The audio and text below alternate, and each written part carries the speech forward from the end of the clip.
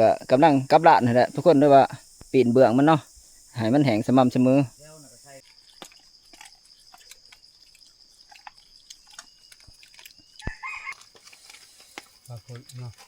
เนี่ยมันนวลๆนี่จำเจียวปูเต็มหานเลยทุกคนบ้านนี้เต็มหานคากะดีผู้ตักทายสบายดีพ่อแม่พี่น้องเบิร์ดทุกผู้ทุกคนเนาะสบายดีตอนแรกนะทุกคนคือมื้อนี้หมู่เฮาก็สิไปลงดางใต้ตาเด้อทุกคนเลยไปนี่ก็สิไปกันหลายคนอยู่เนาะไปกับหัวหน้าใหญ่แล้วก็ผ่านเฮียงผ่านปลาน้ำแล้วก็ผ่านไม้มาอีก2 คนนะส่วนอยู่ทัพนี่ก็สิมีแต่พ่อใหญ่จอยกับเฒ่าพ่ออีกผู้หนึ่งเนาะที่เรามาเสริมทัพน้ำหั่นแหละส่วนผ่านหม้องกับบ่าวสัญญาเพิ่นว่าสิไปนั่งต้นหมากไม้ทุกคนเลยบ่ได้มีแต่มาดุดน้ำกันมื้อแรงว่าการหาอยู่หากินเฮามาสิมานบ่หรือว่าหาปูหาปลาหรือว่านั่งต้นหมากไม้ได้ทุกคนเลยส่วนปลาเฮานี่เกือบเต็มหานะทุกคนผู้สุดขอบนั่นขอบนี่เลยเรือไปแต่น้อยเดียวนี่ทุกคนเลยถือว่าทีมงานเฮาลงดังมื้อนี้มานคักนะถือว่ามานสมควรเนาะผู้แล้วก็กำลังสิได้ที่ได้เริ่มกะเริ่มมังน้ำเลยมื้อแรกนี่คือสิแห้งคักแหละเพราะว่าทีมงานเฮาที่อยู่ทับเพิ่นก็บ่ได้อันนั้นได้ทุกคนเลยมันก็คุ้มด้วยนะไฟนี่เพื่อจะมันแห้งไว้เนาะให้มันทันกับเวลาเพื่อว่าเฮาไปลงดังนะเฮาหมานปลามาแล้วเฮาพอได้เอาขึ้นหาดอีกทีหนึ่งซุ่มนี้เฮาก็สิได้เก็บส่วนเนื้ออีเห็นที่ผ่านมองมันมาก็สิเนี่ยยังประมาณนี้ทุกคนเลยเพราะว่ามันก็โตบ่ใหญ่เนาะมีแต่ว่าอาหารการกินเฮาก็เพราะซ้ำนี่แหละตอนนี้แต่ว่ามื้อแรกเฮาสิไปลงดางก็เฮาก็อาจสิมานเพิ่มมาอีกได้เวลาลงดางเลยทุกคนเลยคือการลงดางของทีมงานเฮานี่ก็สิแบ่งออกเป็น2ภาคส่วนเนาะเพราะว่าเฮือนี่ก็มี2 ลำอีกลำหนึ่งอันคือหัวหน้าใหญ่กับพานเฮียงแล้วก็นายพานใหม่ที่มานํเนาะเพิ่นไปใส่เบื้องทึ่งทุกคนเลยใส่ทั้งบังฟ้าสั่นพุ่นเนาะส่วนทีมงานอีกจุดหนึ่งก็คือหมู่เฮานี่แหละ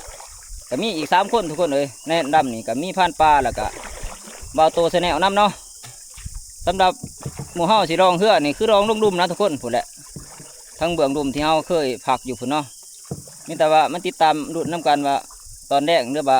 เฮาใส่รางแล้วย่ามเฮาสิยามกลับบาสิมานอยู่บ่เนาะทุกคน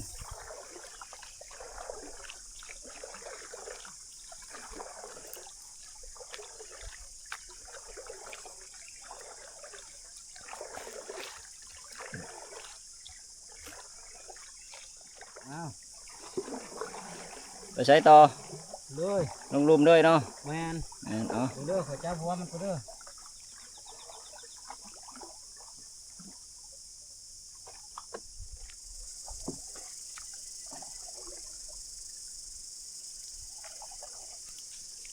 ซื้อนี่เล็กพวกเดือไก่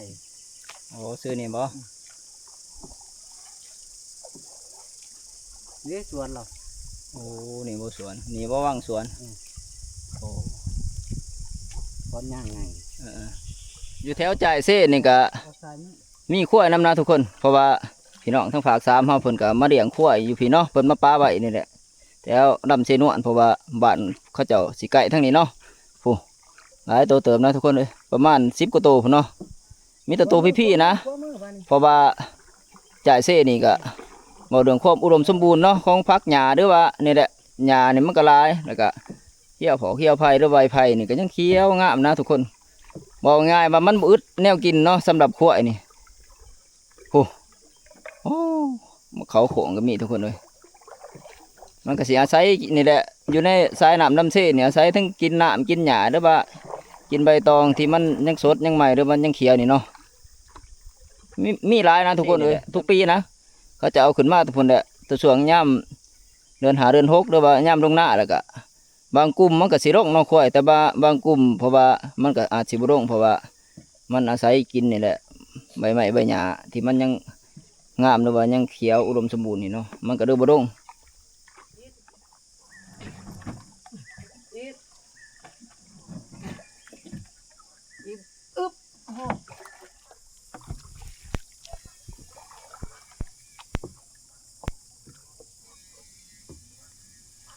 การใช้รางของทีมงานเฮาก็สำเร็จเสร็จสิ้นหมดแล้วนะทุกคนเลยหมดแล้วทีมงานเฮาปรึกษาหารือกันว่าสิกลับทับกันเนาะมื้อแรงอีกที่หนึ่งจังสิมายามเนาะประมาณ7-8 โมงแรงหรือว่าทุ่มหนึ่งหา2 ทุ่มอะไรทุกคนที่แรกว่าสิอยู่นี่แล้วก็จังสิยามรางกลับทับเนาะวันนี้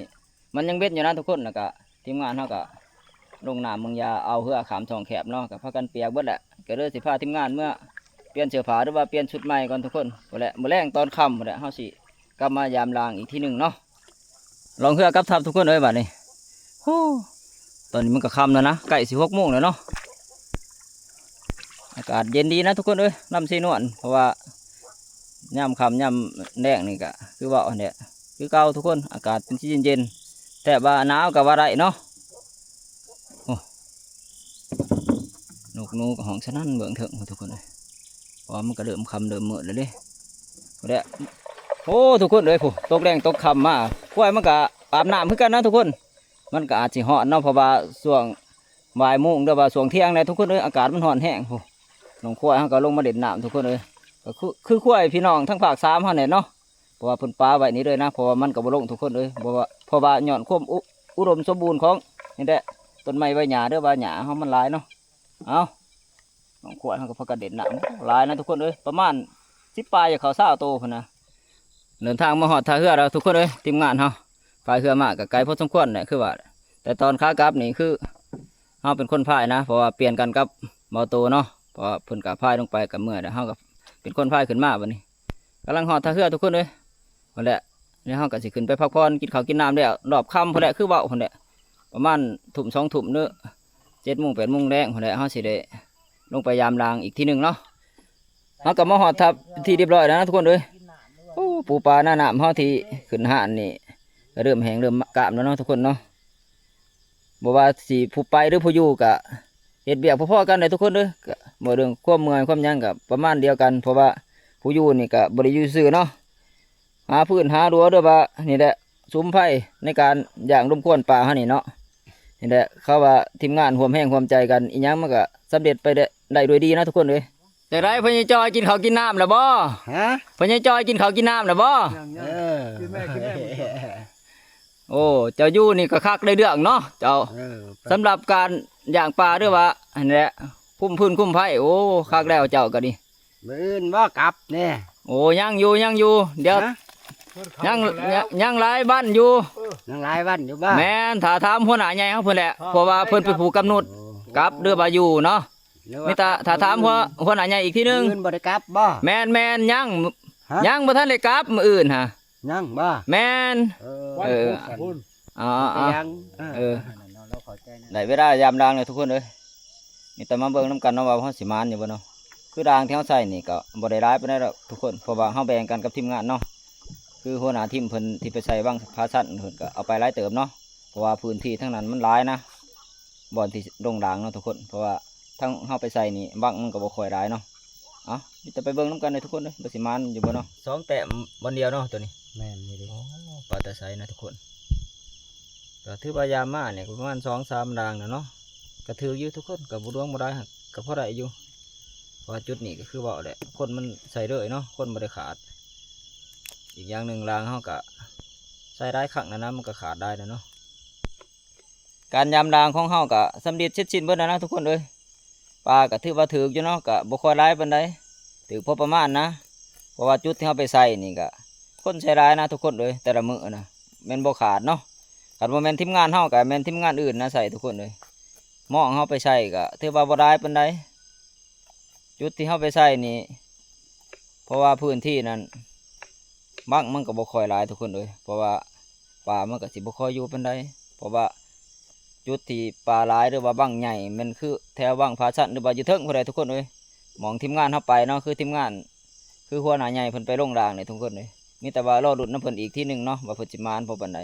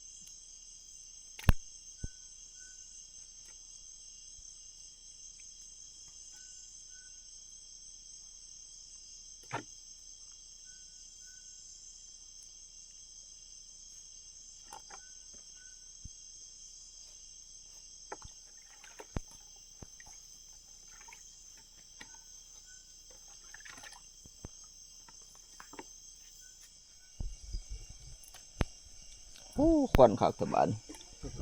ควันขโมงเลยอึ๊บเอาอึ๊บ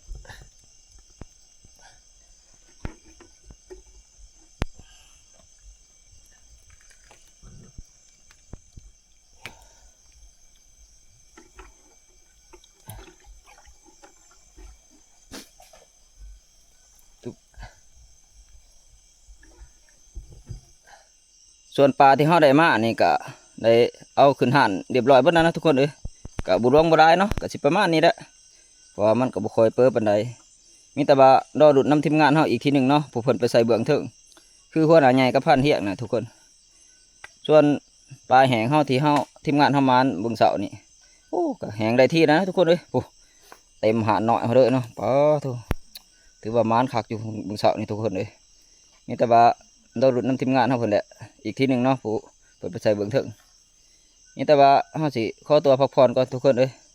บาดนี้มันก็เริ่มเลิกเริ่มลื่นแล้วแหละใกล้สิ11 โมงหรือว่า5 ทุ่มแล้วเนาะพักผ่อนก่อนทุกคนบัดนี้แจงหูแจงตาเสาร์วันใหม่อีกแล้วทุกคนเอ้ยได้เวลาไปยามดางแล้วเนาะบัดนี้เนาะ ไปยามดางทุกคนบัดนี้โอ้ดำเซนวลนะทุกคนเอ้ยมาแต่แจงหูแจงตามานี่เสียงนกเสียงหนูห้องสนั่นเลยนะโอ้ตามริมเสเนาะหรือว่าอยู่เบื้องเถิงพุ่นโอ้ทุกคนเลยนกหลายขนาดนะป้อแถวเถิงบินอยู่เงี้ยอยู่อากาศนี่ก็คือเก่าทุกคนเลยโอ้อากาศโคตรดีเลยนะอากาศเย็นๆเนี่ยเนาะบรรยากาศดีขนาดดำเสนวนทุกคนเลยโอ้ต้นไม้ใบหญ้าเขียวกลุ่มเลยอันนี้ก็แบบช่วงหน้าฝนนะทุกคนขนาดแบบว่าช่วงนี้มันเป็นหน้าแดงเนาะเดือน5แล้วนะทุกคนเลยช่วงนี้หน้าร้อนสุดเลยนี่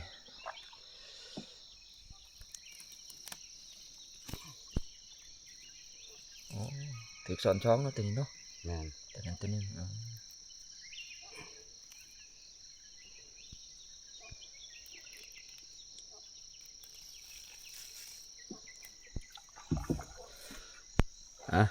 ส่วนด่างที่เขายามกำลังยามด่างทำบิดนะทุกคนโอ้กระถือกอยู่เนาะโอ้ปลาตองนี่ก็มีแต่ตัวใหญ่ๆนะนี่อ๋อโถ่ใหญ่คักนะปลาตองนี่มีแต่ตัวใหญ่ๆนี่ปลาตะไซพี่อยู่วงลุ่มพี่ก็มีนะทุกคนพี่เดี๋ยวว่าถือกอยู่เนาะโอ้มีแต่ไปเบิ่งด่างต่อไปคนแหละมาสิถือกอยู่บ่เนาะแต่ด่างสำหรับด่างนี่คือว่าถือกอยู่สำนี้กัน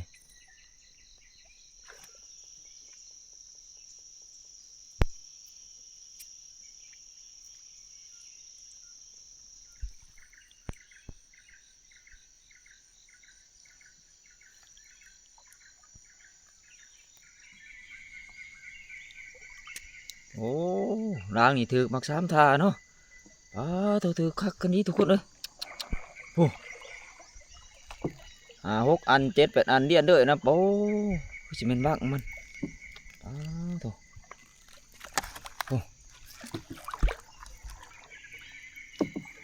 เป็นปุ่มด้วยนะนี่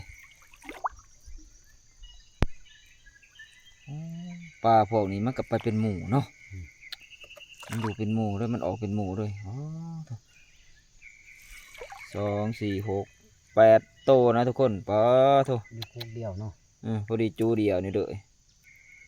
เอาไปม้านแบบนี้ห่วย แต่ละด่างลงมั้ง แต่ละดางเป็นจูนี่คักกี่ดอกเอาม้านคักทุกคนเลยดางนี่พอดี8 โตเลยนะจุดเดียวแล้วก็มีแต่โต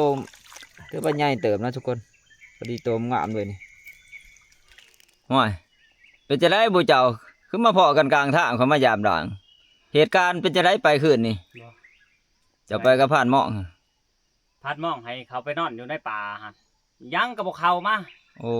ปลูกต้น พัน ปลูกต้นไม้บ่รู้จังได๋ ต้นไม้พันว่าคันเจ้าจะยิ่งงูหัน ขึ้นผักเทิงอีกเขาอ่ะ อันนี้เพิ่นบ คัน อก คันนั้นผักก้างนี่เมนกับฮ้อน เ ผักนี่ฮะมีแต่บักเขาเด้อว่ะเอาบ่บักเขาว่ะ หัว หอยเขาก็เอาอันนี้ว่ะ แล้วมาบ่เนี่ย ว่าแหละพอใหญ่เขาอ่ะบ่ปล่อยใส่เหล้ากับยาว่ะบ่ให้เหล้ากับยาว่ะ เออ หอยว่ะเขา เขาแบบได้วะคือพันทองเอาลงอันเด้วะ ห้อยเขาตัวนั้น ได้เออ ห้อยเพิ่นฮู้ไรของมื้อนี้ ห้อยว่ะไปสัก เชื่ออย่าลบหลู่กันได้ เอามาโลดว่ะ เออ ของเขาเห็นห้อยมันได้ในพันเห็นบ่เมื่อวานเห็นห้อยมัน อ๋อ อ่ะแล้วกบด้วยไก่ไปยื้อ มึงจะไปผูกอู้นอนต้นมะเรือยไก่บ่หรือต้นมะปราง ต้นมะปรางเขาบ่ได้ขึ้นอัน สรุปว่าบ่ได้มานหยังเนาะ บ่ได้มันยัง เพราะอยู่บ่ได้หมิ่นหอนบางเรื่องน้ำอ๋อมักเบ้อก็บ่เพาะเนาะ เม็ดเอ็มซิม เออ คอยบ่ขึ้นแล้วมื้อแรงคอยสิลงน้ำมื้ออื่นก็สิลงน้ำ เอ ก่อน อ นะ หัวหน้าเฮาก็บ่อยากให้ดูอีงานตัวนี้แหละซอยกันเพราะว่าตัวเฮาสิได้แนวกินเมื่อบาดเมื่อเมืองหั่นแหละหาครอบครัวเพราะว่า อีกอย่างเวลา เฮาขึ้นโคมมันก็ ยำหอดจันทร์เข้ามาแล้วเนาะ มันก็บ่ค่อยมานปานใดมีแต่อาศัยลงน้ำเอาเพิ่นว่า ใส่ลงน้ำ เอ้าทีมงานเฮาก็ยามดังแดวเบิดแล้วนะทุกคนเด้อก็ถือว่าถูกอยู่เนาะก็บ่ได้ปานใดก็พอได้กินอยู่แต่ว่า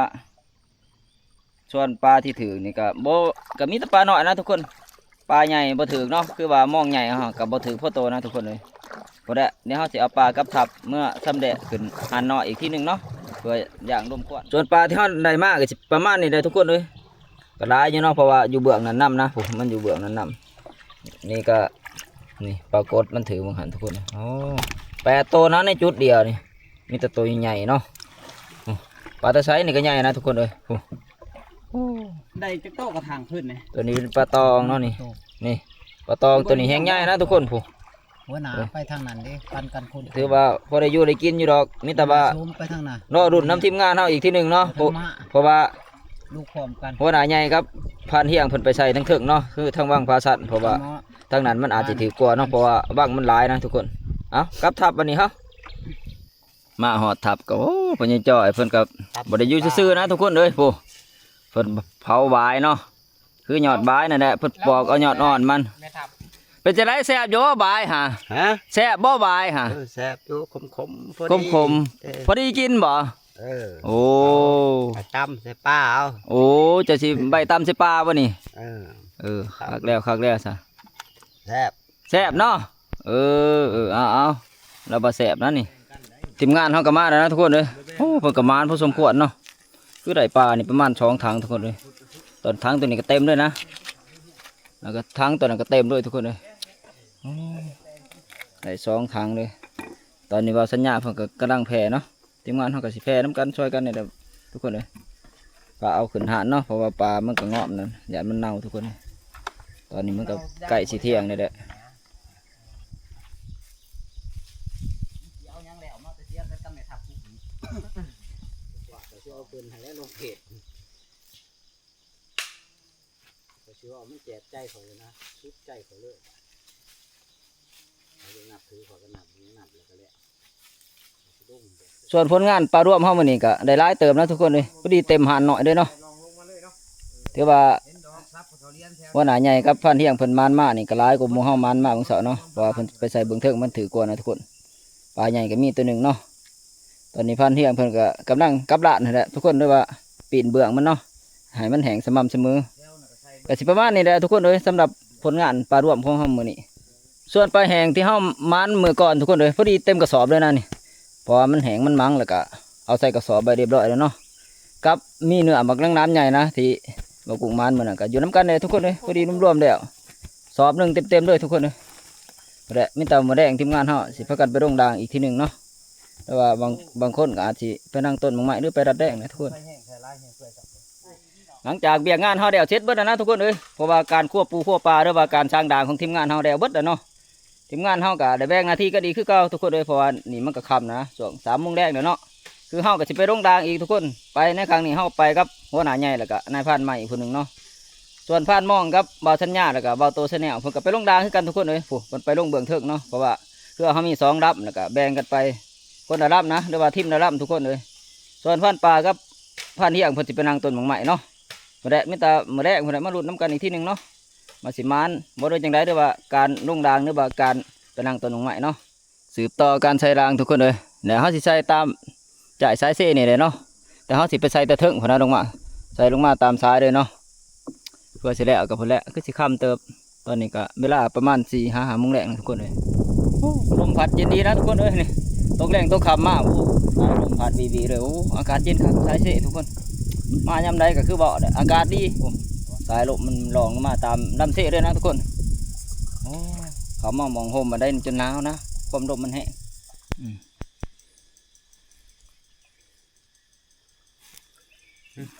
ไปดึงไปเลยก่อนยามมันเขายามจึงไม่ออก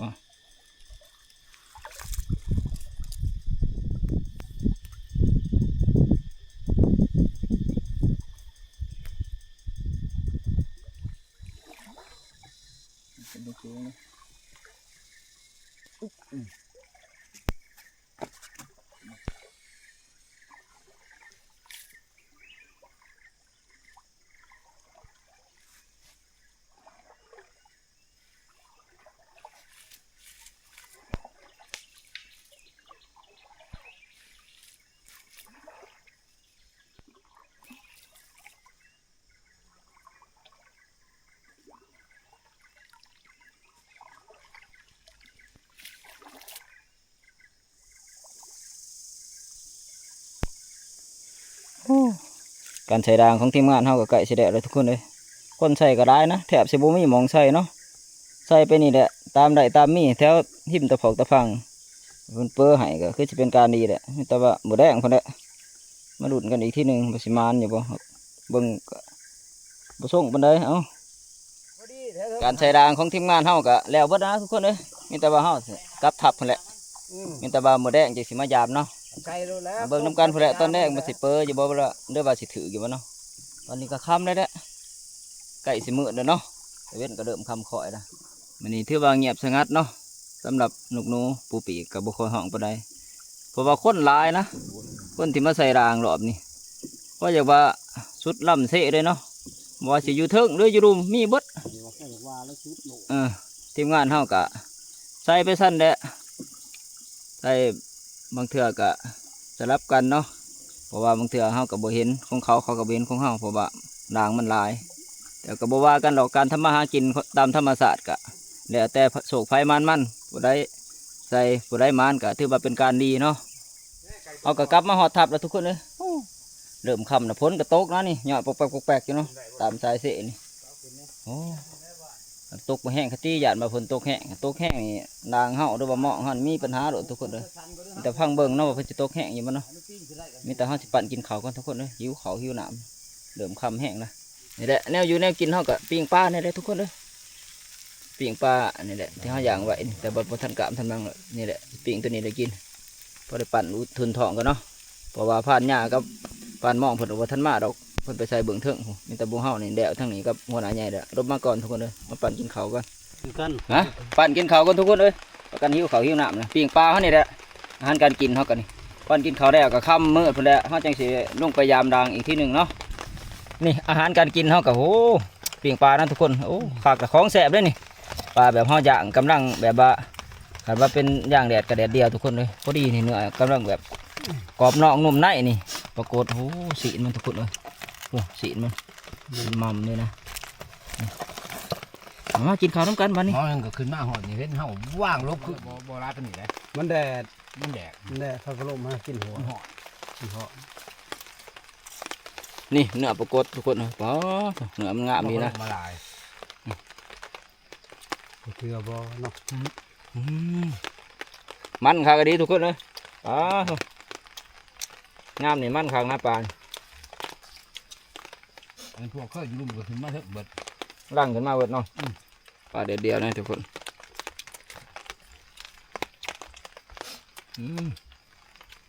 ผักอันนี้เลย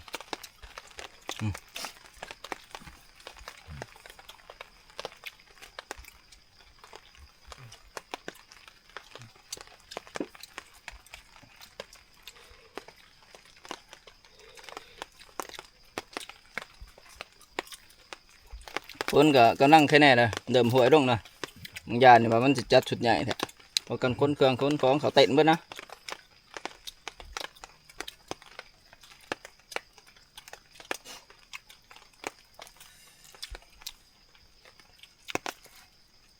มาย่ำอย่าเพ้อมากินมาดีมเด้อผู้เด้อกินได้หลายเจ้าปิ้งปลาปิ้งปลาเบียกงานเจ้าคือเบาแหละเจ้าผู้ยุทธทุกสิ่งทุกอย่างเนี่ยเนาะหนึ่งเขาตั้งหนามหาพื้นหารั้วมีแต่เล่านี่แหละทุกคนเลยเพราะว่าทีมงานเขา คนอื่นนะว่าถ้าส่วนอื่นก็มีแต่ไปนะบ่ค่อยได้อยู่ทับมีแต่พญาจ้อยนี่แหละกับเฒ่าพ่ออีกผู้หนึ่งเนาะที่เพิ่นมาคนแดะแต่บ้านผากน้ำอีกที่หนึ่งบ้านโป่งบ่พ่อใหญ่จะอยู่ บ้านปง นี่พ่อใหญ่จะอยู่บ้านโป่งเป็นบ่ผู้ แมนบ้านปงเมืองคง กำลังมาครั้งแรกเนาะ เจ้า เอามาบ่ว่าสิครั้งแรกหรือครั้งสองครั้งสามก็ให้โชคให้มันคือเก่าหั่นแหละ โรมันคือเก่าเฮา เฮาหากินแนวนี้ก็จะให้โชคให้มัน ลาบ้านปง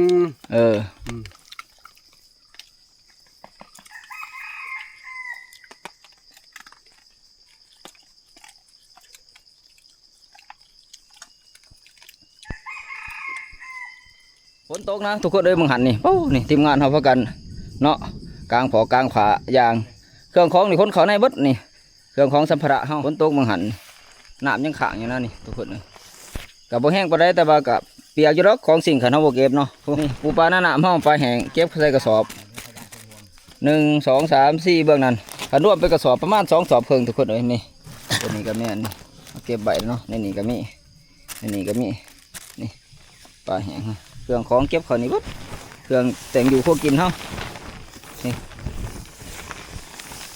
นี่สอบนี่ก็เครื่องสอบนะทุกคนเลยโอ้ถือว่ากะอันใดพอสมมาพอควรอันใดเฮากับมาประมาณ2-3 มัดนะเนาะแต่ว่าคือว่าการใช้รางกะมันก็หลายคนหลายใส่เฮาได้ซ้ำนี่กะถือว่าก็พอได้อยู่ได้กินอยู่นี่แต่ว่าเฮานี่สิเคลื่อนย้ายของที่เฮาเก็บใส่กระสอบไว้สิเอาลงห่านน้อยเอาไปย่างนมข้นคือเก่าทุกคนเลยเพราะว่าฝนมันเริ่มเศร้าแล้วเนาะฝนขึ้นคนลงหั่นแหละ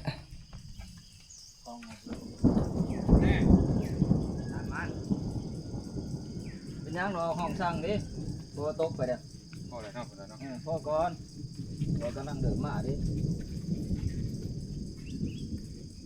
ได้สอบลงผมเคยอยู่เบื้องมันน้ำหลบไม่ลง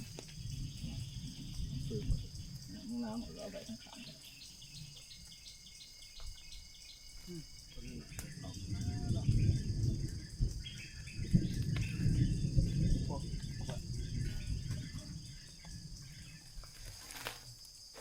แล้วมันมั่งไงเขาก็ยองกันเลยก็ได้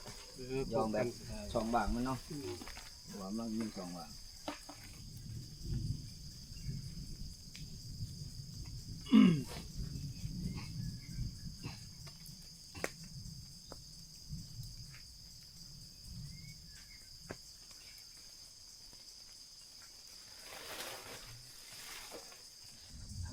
ปลาแห้งที่เขาเก็บใบบางหันนะทุกคนตอนฝนตก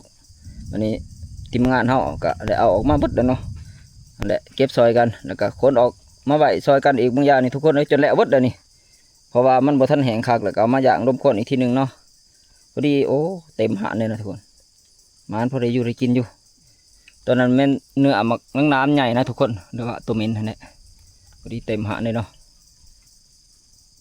ส่วนทีมงานเขากับบ่ทันได้มาหรอกคือพันเที่ยงเพิ่งกับไปนั่งต้นบางไม้ครับผ่านป่าก็ไปนั่งต้นบางไม้ด้วยว่าไปเลาะแต่ตาบ่ผ่านป่าเนาะเพราะว่าผ่านมองกับบาชัญญากะ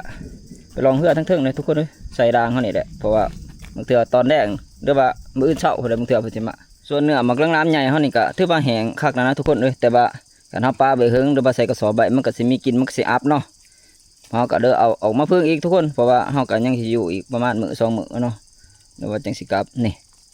โอ้ใหญ่คักนะทุกคนเลยหมักเลี้ยงน้ำใหญ่ตัวนี้โอ้เนื้อมันพอดีรวมๆเลยแต่เฉพาะเนื้อหมักเลี้ยงน้ำนี่พอดีเต็มกระถางเลยนะทุกคนความมันใหญ่เนาะให้คิดเบิ่งจำนั้นแหละประมาณหมูน้อยพอดีทุกคนเลยที่เบากุ้งทับไหลมือนั่นเนาะหรือประมาณมามือมานอนเช่ขึ้นแรกๆเลยทุกคนเลยโอ้โหเต็มหานเลยทุกคนบ้านนี้เต็มหานคักก็ดีฟูหานกับบนน้อยนะนี่หานมึงใหญ่เต็มหานเลยบ้านเอาเบียกงานเขากระเดวเบิดนะทุกคนเลยคือเขาไปใส่รางกระเดวแล้วเนาะเขาก็กลับมาปั่นกินเขากินน้ำเรียบร้อยเบิดปูปลาหน้าน้ำที่เขาเอาลบพ้นบางอย่างพ้นโต๊ะกะถือว่าแห้งเพราะประมาณเนาะแล้วเขาก็เอาขึ้นหานเดวเบิดนะทุกคนเลยเพราะว่ามิตรว่ามือแรงพอแล้วเขาสิไปยามดางขันว่าพ้นบ่ตกบางเถื่อเขาก็สิไปลองเหือไต่ตากับผ่านไม้เนาะอีกผู้หนึ่งเนาะที่เพิ่นมานำกันแต่ว่าสำหรับคลิปนี้เขาก็สิปิดไปเพียงเท่านี้นะทุกคนพอกันใหม่คลิปหน้าเนาะแต่ก่อนสิจากกันกะอย่าลืมกดไลค์กดแชร์กดติดตามส่องบ่าวกุ้งคนหากินนะทุกคนเพื่อเป็นกำลังใจให้เฮาเฮ็ดคลิปใหม่ๆต่อไปเนาะ